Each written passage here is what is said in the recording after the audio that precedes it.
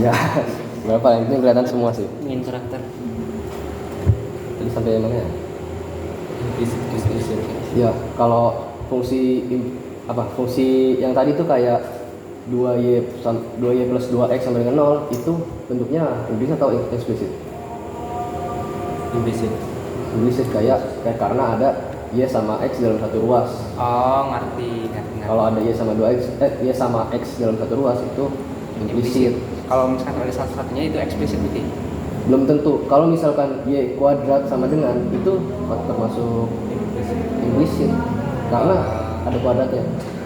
Tapi kalau y doang gitu, y sama dengan itu eksplisit karena ketahuan dia fungsi apa, fungsi y.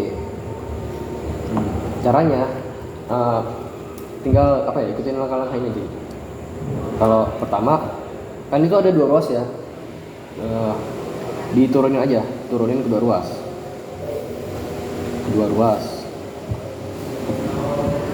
Kedua, habis turun kedua ruas itu nanti kalau sesuai pembahasan yang minggu kemarin tuh nanti bakal dapat hasil turunannya, tapi nanti ada dy per dx atau y absen. Nanti lu lihat contohnya aja, nanti gue tunjukin contohnya. Dapat dy per dx itu pisahkan dy per dx. Nanti kan ada yang punya pasangan dy per dx, ada yang nggak punya. Yang punya pasangan dy per dx biarin di kiri, yang nggak punya pindah ruas. Jadi nanti dy per dx dikali bla bla bla sama dengan apa? Nanti kan dy per dx ini udah dikali bla bla bla ini ya. Nanti tinggal sama dengan kan aja. Yang perkalian ini pindah ke bawah. Jadi dy per dx sama dengan itu yang kita cari, dy per dx. Contohnya mana ya? Contoh nih implisit. Ini kita ada xy kuadrat min sin x plus y sama dengan pi. Itu kita nggak tahu ya dia fungsi apa, bukan fungsi y, bukan fungsi x. Jadi dia harus pakai cara penurunan fungsi implisit. Caranya turunin kedua ruas itu. Ini ya dy per dx itu. Sama aja sebenarnya turunin kedua ruas intinya. Kalau dari yang ini turunan dari pi itu apa? Pi itu kan angka ya, dia nggak ada pasangan variabelnya. Pi itu kan 3,14 gitu kan. Kalau konstanta itu diturunin jadi apa? 0 kan? 0 jadinya. Terus ini xy kuadrat. Ini kita pisah, kita turunin masing-masing gitu. Karena dia dipasangin sama minus atau positif kayak biasa aja gitu. Biasa kayak x kuadrat plus y itu kan kita turunin satu-satu, x kuadrat plus x gitu turunin satu-satu kan. X kuadrat diturunin, x diturunin, ya kan? Ini diturunin aja, xy kuadrat diturunin. Ini kan bentuknya jadi u kali v kan. X itu u, y kuadrat itu v. Tinggal diturunin, x kalau diturunin ya jadi 1 kan. Tapi kalau y, ya ini kita nggak bisa anggap dia sebagai variabel biasa. Ya ini anggap u, anggap sebuah fungsi. Jadi kita pakai aturan rantai, lagi aturan rantai. Jadi y kuadrat itu kalau diturunin duanya turun ke bawah jadi 2y. 2 min 1 kan 1, jadi 2y dikali turunan dari y kayak rantai, dikali turunan dalam, yang di luar diturunin, dikali yang di dalam diturunin, dy per dx turunan y diturunkan x. Nah, nanti tinggal dikali masuk ke sini. Ini juga yang sin juga turunin. Sin itu kan kalau diturunin jadi cos x plus y, jadi ini kan rantai ya, cos x plus 1 dikali sama turunan yang di dalam. Yang di dalam itu 1, x itu kan turunannya 1, y itu turunannya apa? Y itu sebuah fungsi itu tadi kalau diturunkan jadi dy per dx. Y terhadap x.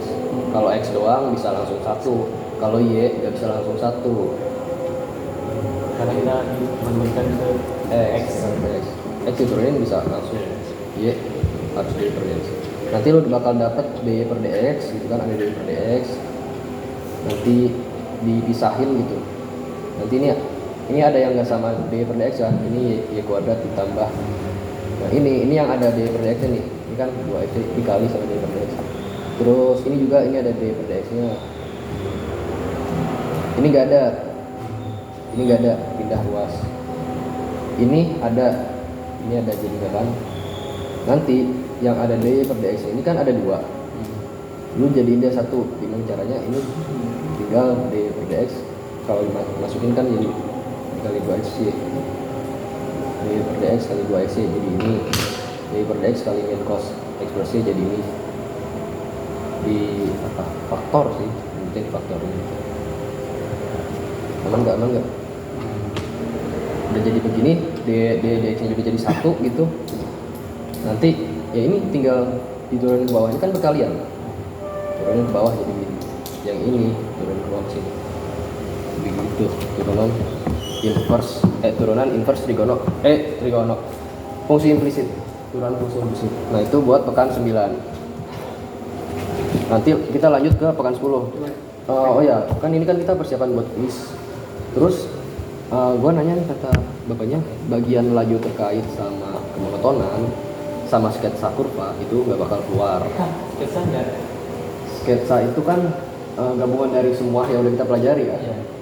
Kemungkinan yang ditanya bukan sketsanya, yang ditanya itu kayak bagiannya doang. Misalkan ditanya asimptotnya doang, atau kecekungannya doang, atau turunan fungsi turun itu doang, dipisah. Nggak semuanya ditanya. Ya kayak titik ekstrim titik itu.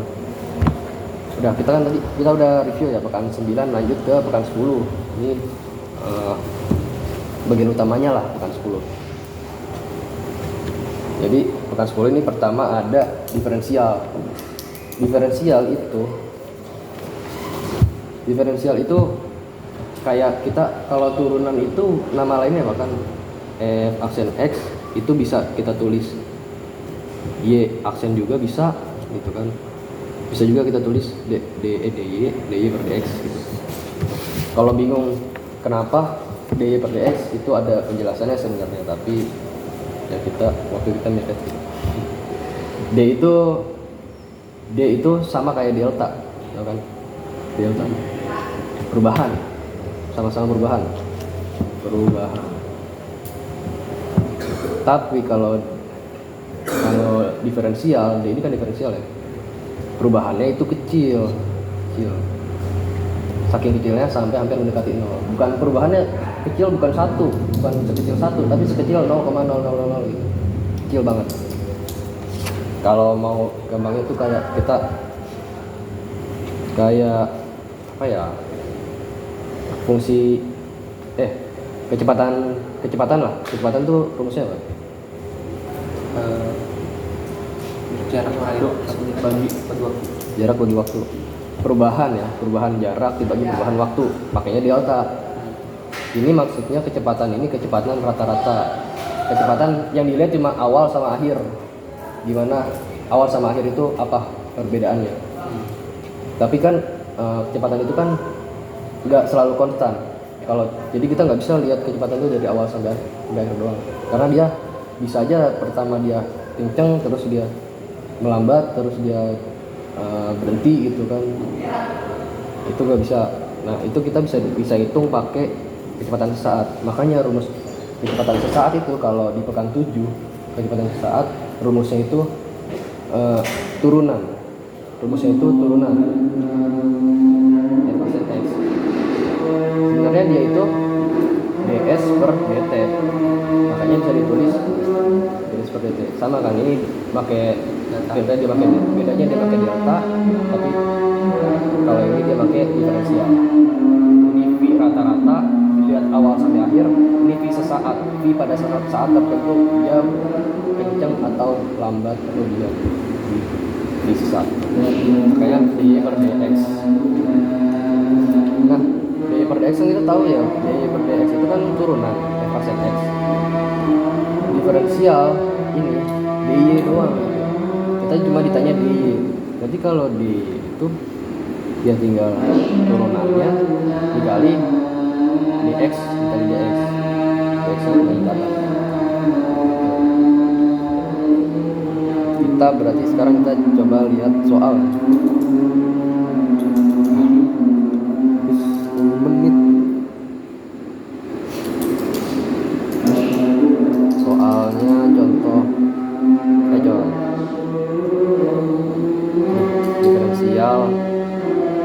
misalkan kalau ini carilah dy jika bentuknya begini ya, kita tinggal turunin aja x pangkat 3 min 3x plus 1 kita turunin dikali dx, udah sampai situ aja. Ya gitu doang. Terus kalau b gimana caranya? turunin orangnya. Ya. Ya. Gimana? Jawab aja. Kos Negatif. kos Enggak usah angka pastinya, cuma caranya. Pertama diapain terus diapain. sisirnya diturunin jadi kos. Ya, Si yang dalamnya kurungnya Tulis ulang dulu. tulis ulang lagi. Ya. Terus itu di yang dalam kurungnya diturunin. ya dikali turunan yang di dalam karena rantai. Udah, terus dikali dx. Iya. Dx itu karena dia kan dy per dx kan. Dx itu kan kita udah turunin tadi ya, maksudnya begini. Itu dy per dx-nya. dy per dx-nya. Hasilnya turunannya kan. Kan yang tanya d-nya doang, berarti d itu apa? Ininya tinggal di atas. Kalau ditanyanya d doang. Kan ditanya d doang. Tinggal turunin ini, dx-nya naik ke atas.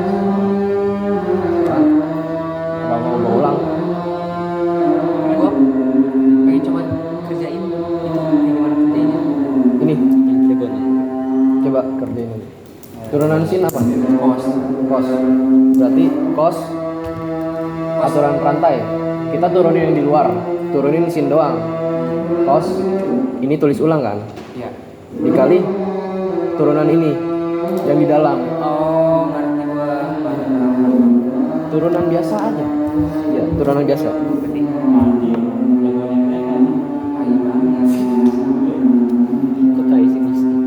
Itu kan dy per dx kan. Yang ditanya dy doang, berarti dx-nya naik ke atas. Dikali. Udah sampai situ. Kecuali kalau dx-nya diketahui ya tinggal dikali sama angka itu. Misalnya dx-nya 1 kali 1. Dx-nya 2, fungsinya kali 2. Enggak, aman. Dikalikan ya? Iya dikali turunan dikali dx juga. Itu pakai turunan doang karena trigono kan ya? Pakai turunan doang. Karena dia rantai. Iya, pakai rantai itu karena trigono kan. Karena suatu fungsi di trigonometri. Iya, gitu. Ini kan nih. Kayak gini kah? Iya. Sin x pangkat 4 min 3x kuadrat plus 11 Iya. Bisa. Bisa. Coba Hen. gimana? Oh kita langsung ke video. Beda lagi. Saya nggak tahu ya. Yang bola menggelinding, beda sih. Beda. Kecepatan saat misalkan kita naik motor nih. Naik motor itu kan dari apa ya? Dari tempat kita jalan ke akhir, itu kan kita jalannya berbeda-beda kan. Tapi kita bisa ngitung kecepatannya. Kok bisa kita ngitung kecepatannya? Padahal kan kecepatan di jalan aja kita beda-beda. Sebenarnya kecepatan yang kita hitung itu cuma jarak dibagi waktu. Itu jaraknya dari awal ke akhir dibagi waktu. Itu cuma kecepatan rata-rata doang. Kecepatan yang sebenarnya itu kecepatan sesaat, kecepatan di suatu titik jarak. Misalkan jarak segini dia kecepatan berapa, jarak segini kecepatan berapa, jarak segini dia kecepatan berapa. Itu disebutnya kan pi sesaat. Pi sesaat rumusnya turunan aksen x itu. Kenapa bisa begini? Sebenarnya sama aja bentuknya buatan itu. Misalkan dia kan jalannya gimana nih? Pertama dia kencang, terus dia berhenti, terus dia kencang lagi. Begini misalkan ya. Terus ini waktunya, ini jaraknya. Nah kita kecepatan saat kita di titik ini nih. Misalnya kita pengen tahu dia kecepatannya di titik ini berapa. Tinggal ini beda lagi bahasa. Dia apa ya? Intinya kecepatan di titik ini bisa kita cari pakai turunan. Kecepatan di suatu titik. Gitu. itu pakai turunan lah. Jadi lanjut lagi ke materi Makanya kecepatan saat itu pakai rumus DSDT. Oke. Wow. Keren fisika. MTK ya. Emang keren fisika. Tapi fisika jadi fisika. Ya tadi tuh fisika, tapi makna kecepatan saat kita nggak pakai dulu sekarang, kita pakai yang tadi yang sebagai gradien sebagai yang pertama. Itu ngaruh ke aproksimasi linear. Aproksimasi linear itu sama persis sama persamaan garis ini. Jadi aproksimasi linear itu sama persis sama kecepatan sama persamaan garis ini. Tadi turunan itu apa? Turunan itu kan cuma kemiringan doang, kemiringan di titik ini. Tapi kita nggak tahu ini garis yang menyentuh ini, garis yang menyinggung di titik ini itu apa? Persamaannya apa? Nah itu aproksimasi linear atau persamaan garis ini. Nanti kalau persamaan garis kan bentuknya Y sama dengan AX plus B ya enggak? Ini garis linear bentuknya lurus AX plus B. Cara mencari ini itu ada rumus persamaan garis singgung lebih tepatnya ini. Y min Y1 sama dengan M X min X1. Apa maksudnya ini? M itu gradien F aksen. Y1 sama X1 itu di titik berapa dia menyentuh di titik ini nih. Titik berapa ini? Titik X, Y kan. X-nya berapa, Y-nya berapa, itu masukin ke sini. Ini titik Y, titik X ini. Ini Y sama X, biarin aja. Karena kita tujuan kita nanti dapetin ini. Nanti dapet Y sama dengan bla bla bla X plus B. Ya. Oke, aman nggak? Belum. Mau diulang. Saya contoh soal apa mau diulang? Nah, iya. Soal. Ada boleh. Lebih ngerti fraction soal gak sih? Tuh, saya Oh, alfa. Harusnya tadi kita ke aproksimasi biasa dulu. Oke, mulai dulu berarti. Biasa. Ya ini aja dulu. Langsung yang Soalnya enggak, soalnya beda. Oke. Nah, misalkan yang nomor 1 nih, kelihatan nggak? X kuadrat fungsi F kuadrat di X sama dengan 2 itu dia garis singgungnya berapa? Ya garis singgungnya kayak gimana? Kalau gambar ini X sama dengan 2 di sini nih, ini kita ditanya ini. Jadi kita nggak tahu, kita belum gambar ini tadi. Iya. Kita disuruh gambar. Kita cuma tahu di X sama dengan 2. Y-nya itu berapa? Kita kan mau cari tahu ini apa? Y-nya tinggal masukin aja ke sini, ya enggak? Kenapa dimasukin, ada yang tahu? Nah, efek sebenarnya. Iya, ini kan efek itu Y kan? Berarti Y itu berapa? Tinggal masukin. X-nya kan udah tahu, 2 kuadrat. Ya kan, 2 kuadrat. Berarti Y ini Y kan, F2 itu berarti Y-nya. Y di titik 2. Di titik 2. Y sama dengan 4. Berarti titik yang kita cari di X kuadrat. X kuadrat begini kan. Titik yang kita cari itu 2,4. Sekarang yang kita perlu tahu itu garis ini, garis yang menyinggung 2,4 itu persamaannya gimana? Oh. Ini yang kita cari, ini aproksimasi linear. Caranya tinggal kita turunin aja F turunannya kan, F turunan X itu kan 2X kuadrat dengan 2X.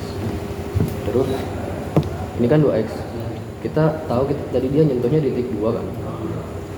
Masukin, berarti tinggal masukin aja 2 X aksen 2, berarti 2 kali 2 4, berarti M nya 4, M nya udah tahu 4, masukin ke persamaan garis tadi yang tadi ada gue tulis. Ini persamaan garis tadi kan Y min Y1 sama dengan M X min X1. Y satunya apa? Tadi dia titik apa? Titik apa nih? 4 sama dengan M-nya kan 4 juga. X dikali X min X1 biasanya tinggal masukin dapat hasilnya berapa, jadi terus sama dengan ini Y sama dengan 4X min 8 plus 4 ini kan 4 kali X 4x 4 kali x 4x 4 kali min 2 min 8 ini min 4 kali ruas 4 dia sama dengan berapa